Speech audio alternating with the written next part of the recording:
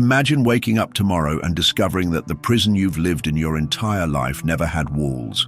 Not a metaphor, not a feel-good story, not some spiritual bypass, but a concrete reality so profound that once you grasp it, you'll never see your mind the same way again. Consider this. How many times have you felt trapped by your own thoughts, imprisoned by anxiety, chained by the need for approval, or exhausted by the constant battle inside your head? How many opportunities have slipped through your fingers because an inner voice convinced you that freedom was too dangerous? How many relationships have you sabotaged because your mind whispered that you didn't deserve happiness? Perhaps you've spent years believing you couldn't escape your mental patterns, only to glimpse moments of unexpected clarity where you briefly saw through the illusion.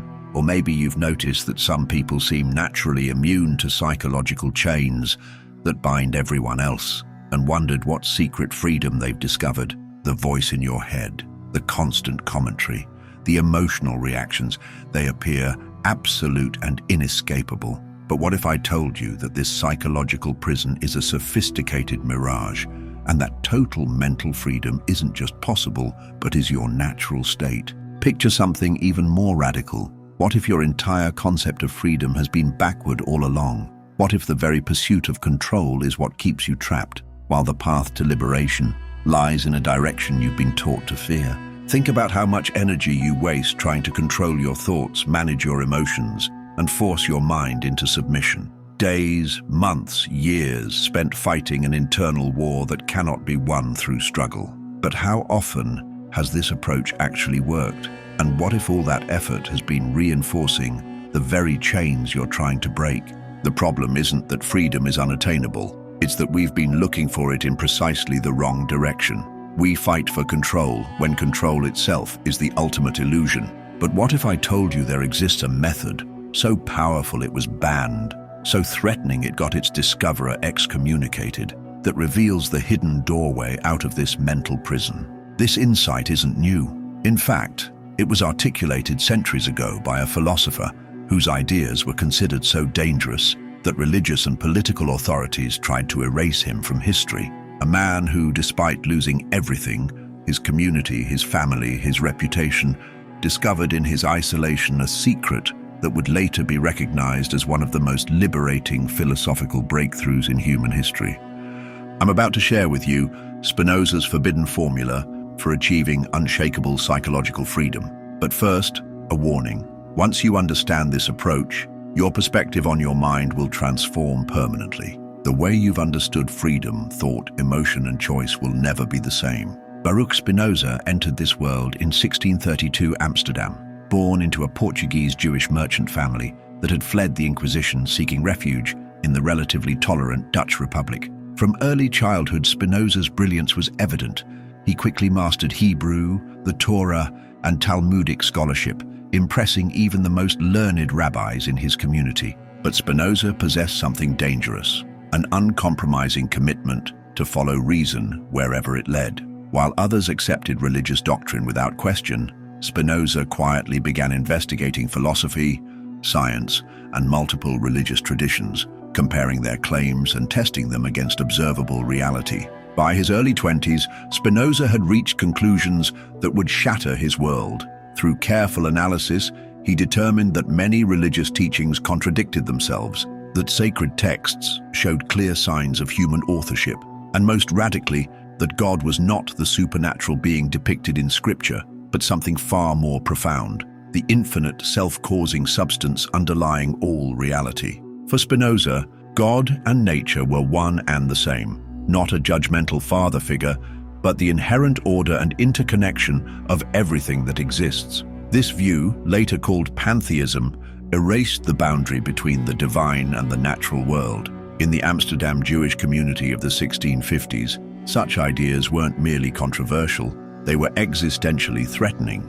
This community existed through careful accommodation with Christian authorities, and radical thinking could endanger everyone. Moreover, Spinoza's ideas undermined the very power structure that religious leaders depended upon. At age 23, Spinoza was summoned before the community's religious council. The records suggest he was offered a substantial annual pension if he would simply keep quiet about his ideas. Spinoza refused. On July 27, 1656, the Amsterdam synagogue issued one of the harshest excommunication orders in its history. The cherem, ban, declared, "Cursed be he by day, and cursed be he by night. Cursed be he when he lies down, and cursed be he when he rises up. The Lord will not spare him, and the Lord will blot out his name from under heaven." It was a complete social death. His family disowned him. Former friends crossed the street to avoid him. Shopkeepers refused his business. Even speaking his name was forbidden. In an instant, Spinoza lost everything: community, family, livelihood, identity. For most people, such rejection would be crushing. Many would recant just to end the isolation. Others might retreat into bitterness or self-destruction. But Spinoza did something extraordinary. He used this catastrophic loss as the foundation for complete intellectual freedom. Cast out from his community, Spinoza changed his name from the Hebrew Baruch to the Latin Benedict, learned the trade of lens grinding to support himself modestly, and dedicated his life to philosophical inquiry. Living simply in a small rented room, he spent his days crafting precision optical lenses and his nights developing one of history's most revolutionary philosophical systems. What emerged from this unlikely scenario wasn't the bitter manifesto of a rejected man, but a breathtakingly original vision of reality, freedom, and human psychology, one so powerful that authorities would continue trying to suppress it long after his death. Spinoza's most dangerous idea, the one that still has the power to liberate your mind today, was his radical redefinition of psychological freedom. Since ancient times, philosophers had debated free will, with most concluding that freedom meant the ability to choose between alternatives, to say yes or no to our desires. This notion of freedom as choice is deeply embedded in our culture. We believe we're free when we can select between options, when we can follow or reject impulses, when our actions align with our wishes. But Spinoza recognized a profound problem with this view. When you examine your own experience closely, you discover that you don't actually choose your desires, thoughts, or emotional reactions. They arise in your consciousness, seemingly from nowhere. You don't decide to feel angry when criticized or anxious before speaking publicly. These reactions appear automatically. So how can freedom consist of following desires you never chose to have in the first place? Spinoza proposed a shocking alternative. True freedom isn't about choice, but about understanding. Freedom comes not from controlling your thoughts, but from seeing through the illusion of control. Every mental state, every thought, emotion, desire, fear, emerges from an infinite causal chain. Your brain-mind system processes billions of influences, from childhood experiences to biological predispositions, from cultural conditioning to recent events, and generates thoughts and feelings without your conscious input. What appears as your choice is actually the inevitable outcome of this vast causal network. The sense that you could have done otherwise is an illusion created by consciousness, which experiences the final result of this process, but remains blind to the causes that produced it. This might sound like a recipe for fatalism. If everything is determined, why bother trying to change? But here's where Spinoza's genius becomes apparent. He realized that understanding the determined nature of your mind doesn't lead to passive resignation, but to unprecedented freedom. When you truly grasp that your thoughts, emotions, and reactions aren't freely chosen, but are produced by causes, you stop identifying with them so completely. You gain distance from the contents of your consciousness. You see that you are not your thoughts. You are the awareness in which thoughts appear. This insight creates a profound shift. Instead of being captured by every emotional reaction, you recognize emotions as temporary states arising from specific causes. Instead of believing every thought that crosses your mind, you see thoughts as mental events, not necessarily accurate reflections of reality. This perspective doesn't magically eliminate negative emotions or intrusive thoughts. What it eliminates is their power to control you. You still feel anger, fear, or desire, but you're no longer imprisoned by these feelings. You still have thoughts, but you're no longer trapped in the stories they tell. Spinoza called this state blessedness, a profound psychological freedom that comes not from controlling the mind, but from understanding its nature. The revolutionary aspect of Spinoza's approach becomes clear when we compare it to conventional wisdom about psychological freedom.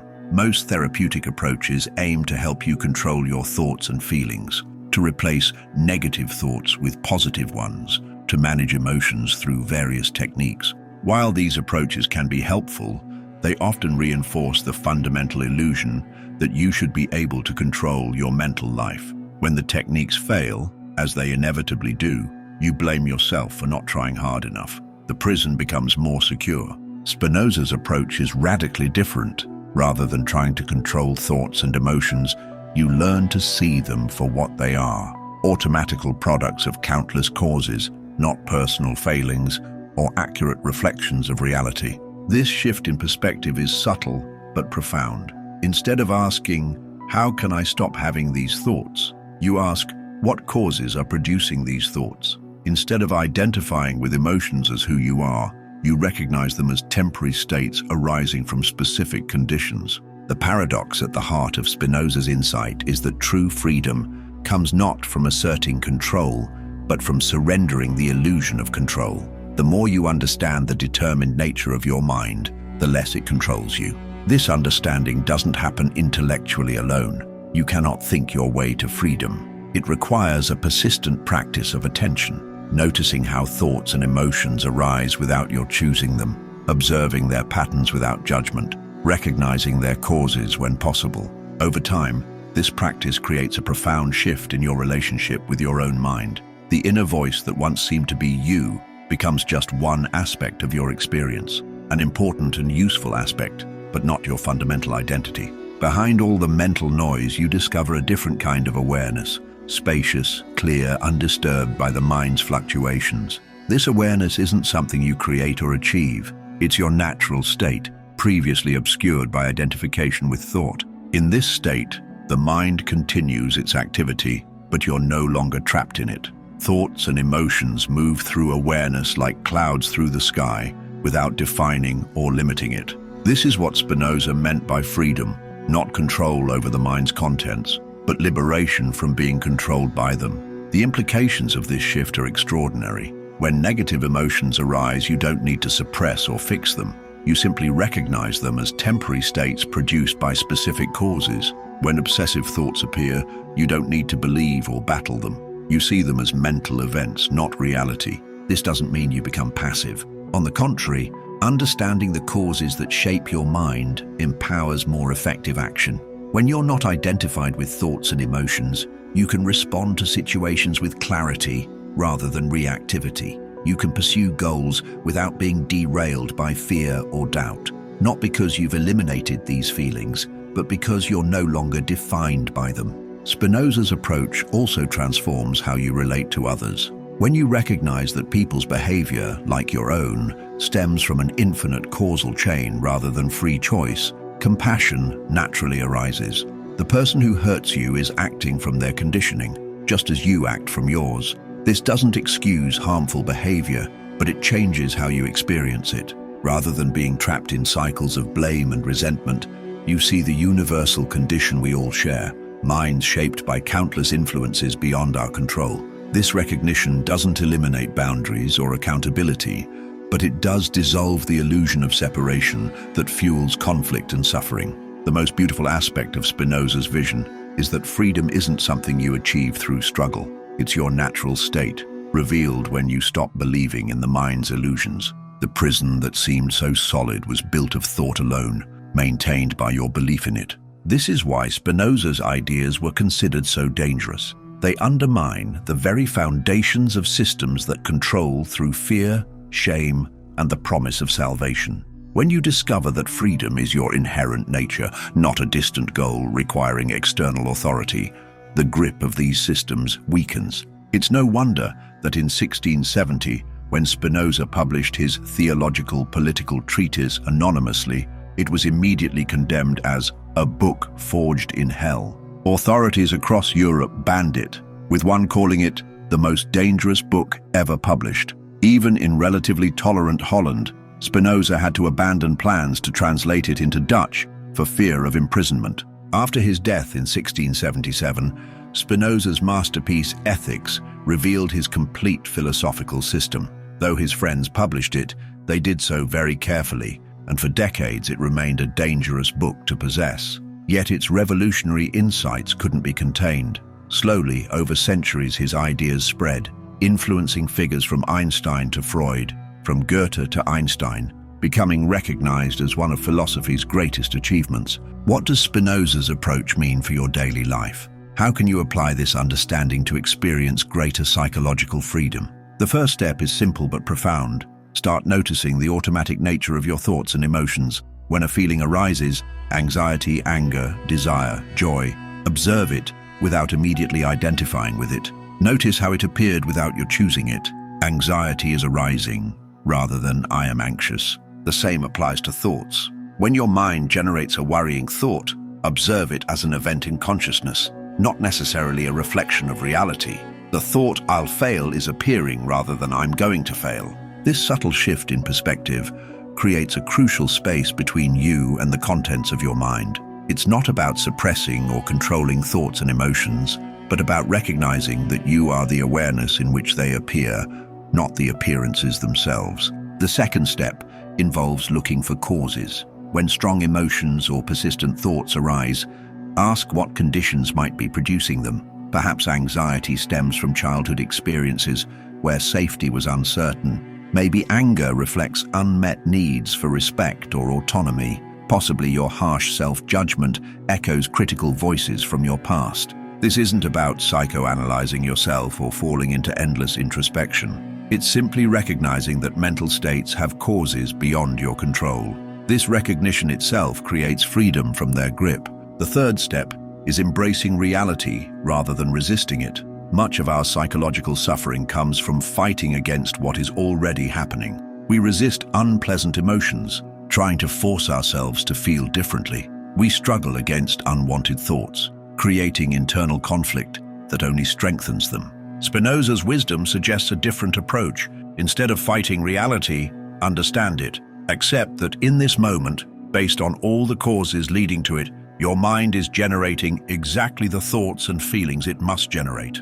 This acceptance isn't resignation, but clarity, seeing things as they are instead of how you think they should be. When you stop resisting the contents of your mind, something remarkable happens. Without the energy of resistance feeding them, difficult emotions often naturally subside. Without your belief in them, disturbing thoughts lose their power to disturb. What you fought against for so long dissolves not through control, but through understanding. The final step involves recognizing what remains when identification with thought dissolves. Behind the changing panorama of thoughts and emotions is a constant presence, awareness itself. This awareness isn't a thing or an achievement. It's what you fundamentally are, the space in which all experience appears. As you become familiar with this fundamental awareness, you discover that it remains untouched by the mind's activity. Thoughts and emotions may be pleasant or painful, but the awareness in which they appear is always free, always at peace. This is the freedom Spinoza pointed to, not freedom from having certain mental experiences, but freedom from being defined or limited by them. The philosopher died quietly in 1677, with few recognizing the transformative power of his ideas. He remained humble to the end, refusing prestigious university positions and living simply as a lens grinder. When offered a substantial inheritance, he accepted only a small portion, returning the rest to the donor's family who needed it more. Spinoza never sought followers or acclaim. He shared his ideas only with those genuinely interested in understanding them. And yet, despite attempts to silence him during his lifetime and suppress his works after his death, his vision of freedom has echoed through centuries, offering a path to liberation that no authority can block. The power of Spinoza's insight lies in its universal accessibility. You don't need special training, religious belief, or mystical experiences to verify it. You need only examine your own mind with honest attention. The freedom he described isn't achieved through years of practice. It's recognized as already present when you stop believing in the mind's illusions. This is why his approach remains so relevant today. In a world where anxiety, depression, and a sense of inner constraint afflict millions, Spinoza offers a radically different perspective. The problem isn't that achieving freedom is difficult. It's that we've been looking for it in precisely the wrong direction. We've been taught that freedom comes from controlling our thoughts, managing our emotions, forcing our minds into compliance with our wishes. But this approach reinforces the very illusion that keeps us trapped, the belief that we should be able to control what arises in consciousness. True freedom, as Spinoza recognized, comes not from control, but from understanding, not from fighting against your mind, but from seeing through its illusions, not from becoming someone different, but from recognizing who you already are. The radical truth is that you've never been imprisoned, except by thought itself. The walls that seemed so solid were built of concepts, maintained by your belief in them. The freedom you sought was never lost. It was merely obscured by identification with the mind's activity. This is the secret that was considered too dangerous to share. This is why Spinoza's works were banned and his name cursed. This is the understanding that threatens every system of control, whether religious, political, or psychological.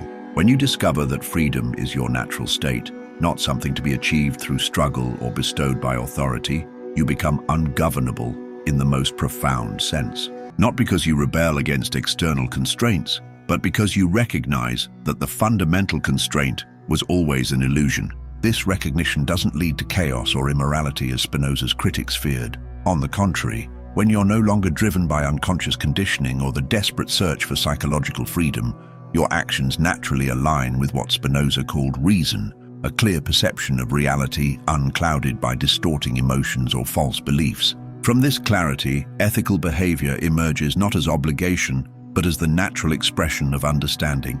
You act with compassion not because you should, but because you recognize your deep connection with others. You pursue knowledge not for advantage, but because understanding is the mind's natural fulfillment. You live with integrity not from moral duty, but because deception loses its appeal, when you're no longer identified with a separate self that needs protection. This is Spinoza's vision of human flourishing, not perfection or the absence of difficulty, but a profound shift in how you relate to experience. Thoughts and emotions continue their dance, but you are the space in which the dance occurs, not the dancer. Life brings pleasure and pain, success and failure, gain and loss, but these no longer define or limit who you are. The choice before you is simple but profound. You can continue believing in the mind's story of imprisonment, struggling for a freedom that seems always just beyond reach, or you can recognize the freedom that has been your nature all along, obscured only by thought itself.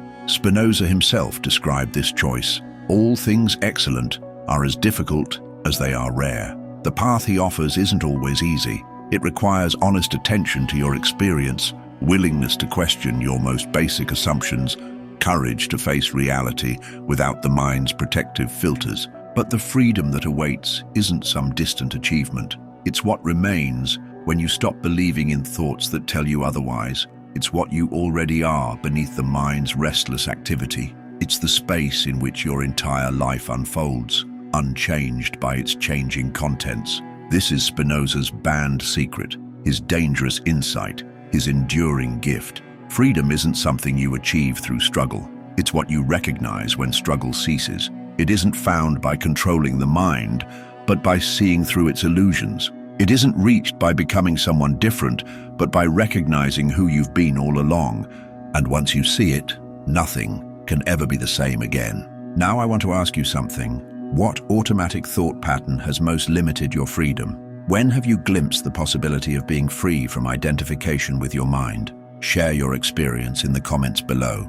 If this exploration resonated with you, subscribe to go deeper into philosophical ideas that can transform your life. Remember, your thoughts aren't facts, your emotions aren't commands, and you are not the voice in your head. You are the awareness in which all experience appears, already free, already complete, already at peace. The greatest prison ever built exists only in your mind, and its doors have always been unlocked.